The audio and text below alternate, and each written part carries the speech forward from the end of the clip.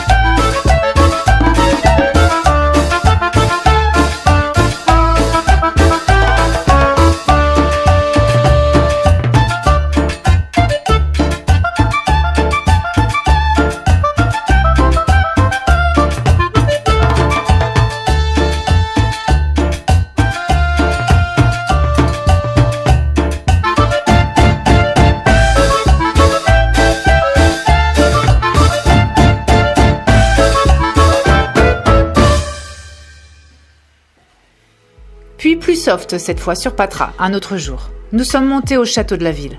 Entrée gratuite et son gros point fort, la localisation. Alors madame, qu'est-ce que vous voyez? Toute la ville. Toute la ville? La ville de Patras. Un jour de soleil comme celui-ci, autant en profiter. Les ruines du château nous séduisent, on repère les remparts, on devine les douves. Ils montaient la garde, ils surveillaient d'ici. On prend plaisir à imaginer la vie en ces lieux. En haut de la plus grande tour, la vue est magique. Pique-niquer ici, c'était juste le must.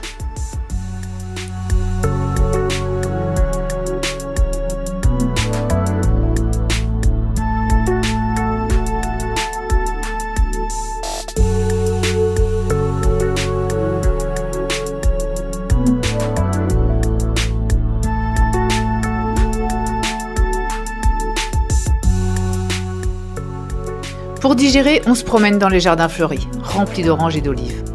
Nos cascadeurs testent leur souplesse et les cap ou pas cap. Les appareils photo marchent à plein régime, ils nous font rire. Des vrais photographes. Belle les filles. Milieu d'après-midi, on descend dans Patras vers une basilique repérée du haut du château. Magnifique basilique Saint-André, c'est la plus grande basilique de Grèce. Et l'une des plus grandes en style byzantin des Balkans.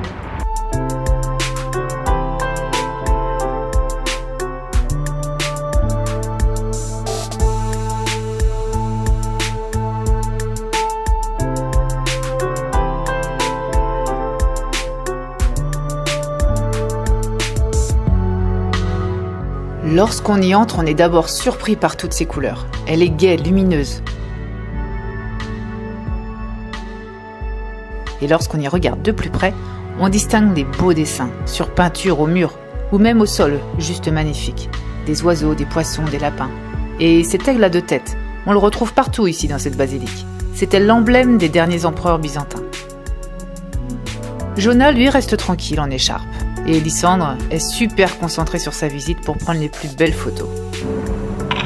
Alors, qu'est-ce que t'as pris de beau ? On profite de la fin d'après-midi pour nous balader le long de la côte. Joli moment à 5 encore, entre carnaval et histoire. Nous, on adore. Et vous, qu'est-ce que vous aimez comme sortie? Festive ou culturelle?